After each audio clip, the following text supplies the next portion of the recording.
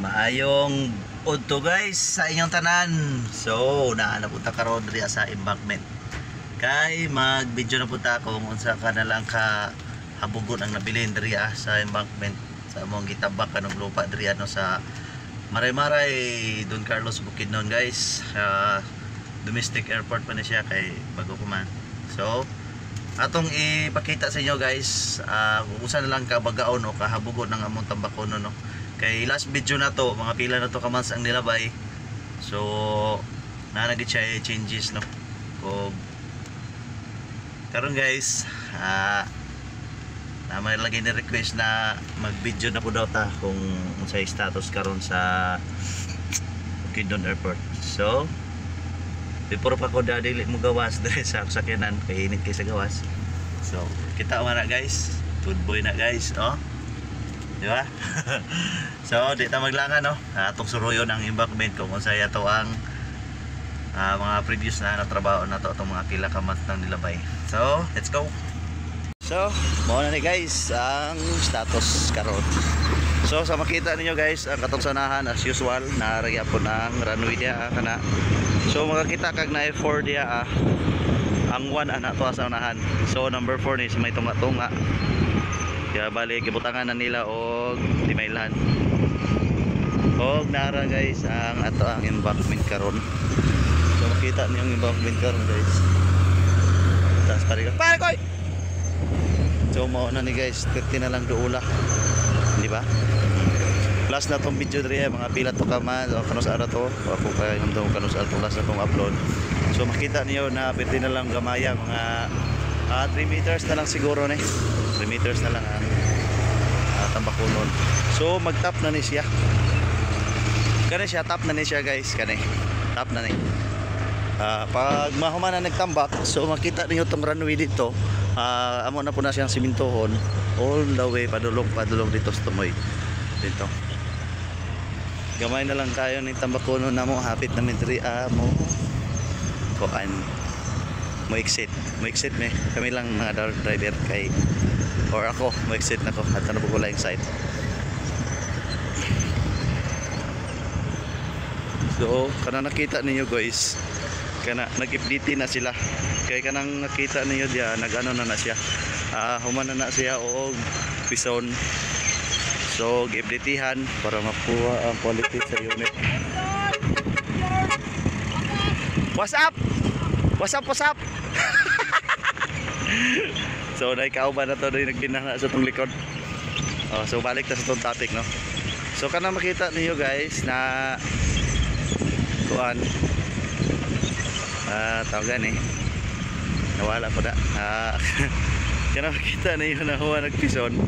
So, mauna siya ang giblutapan pagka mag-blotat, pagka mag-survey. So, makita ninyo yung survey dito nga. Makita niyo yung survey na dito na itagakaap, nag-check sila kung sakto na ba ang elevation. Pagka mag-elevation guys, tirahon na dayon mo sulod neng kana po sila. Kana sila guys, FPD team para kuwaon ng quality sa lupa o sakto na ba siya sa kumpak. And then pagka man na tambakan na pod, so gamay na lang gyud kaayo ang mabili no. Guys, last na itong video 3:30 pag yun kahabog kayo no.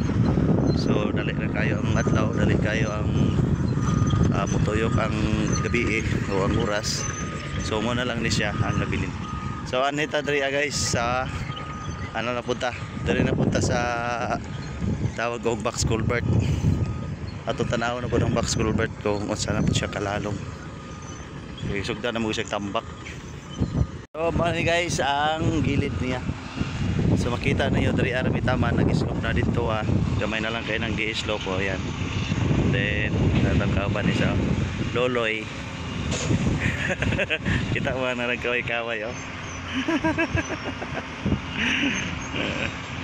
and then kanya itong gibatugan na to mo na ni ang yahang sa gilid. I-slope na niya sa gilid.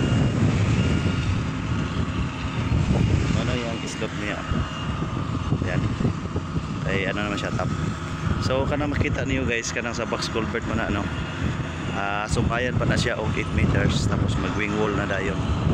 Yan, kita niyo na box. So kanina diri gamay na lang kulang diri di na siya habukon kay nilibit naman na siya elevation na. So anita diri sa gilid ato gining suro yun. Kay wala man tay drone, baktas ta diri Gana ta nagdatay drone. Kay di na taas na to ang panglantaw. Di na ta mubaktas ba. Ato na ta napakamangon ang drone. So man tay drone, magbaktas ta guys. So diri ta magsugod.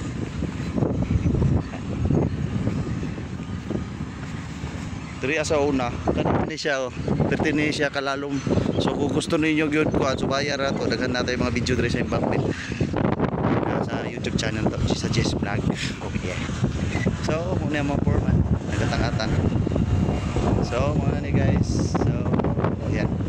Ana box culvert na. Gikan ito box culvert all the way. Tulong dito sa tumoy. Ayan. So noon din na tamo ato sa tumoy. Maklaro ra dai dire.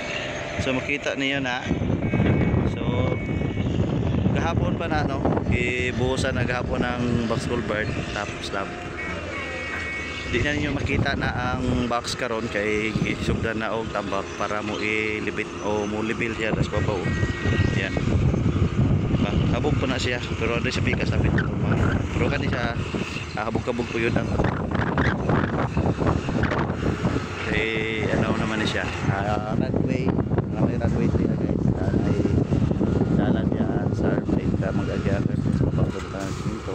So muna siya ang kailangan utangan o loka. So sa mga utanan na po usab diyan ano daw na ay kuan box culvert. So ang lupa ang tubig niya sa una nilibot ang tubig gikan dito tubig padulong dito nilibot ni padulong gradado exit ang tubig.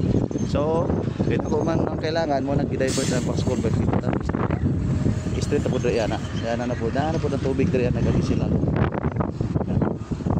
Muna ang kailangan siya og saktong compact kay naay tubig nagkagisil along kay naay box culvert.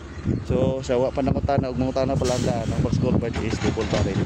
Masulod ang isa ka dump truck sa isa ka barrel nga na siya kadako. Pero ang tubig niya dili siya kusog pag ilang mudan siyempre may tubig no. So man lang guys no ang status diri guys dili na nako taas ko ng ato ang explanation diri kay dili ba ta pure good na what pambabatas. So para to guys tana mo subscribe mo sa atong YouTube channel sa Jess Vlog. Isa to dog dili ta photogenic diri sa picture pero di buhat na to gyapon na video sa inyo kay na may sa status sa runway no. So muna ito no, nakita na ninyo. Hindi na ako taas na video. So nga ba may gusto na ipa-video, magkaya na to video ka. So yan guys, salamat kayo no, sa tanan-tanan. Nasuporta na yun. So nakakuha na ito, nakadindim na tagamay sa tuwa YouTube channel na to. So salamat sa tanang suporta ninyo sa YouTube channel no. So don't forget to subscribe, like and comment no. Share na rin sa YouTube channel sa Jess Vlog. So, guys.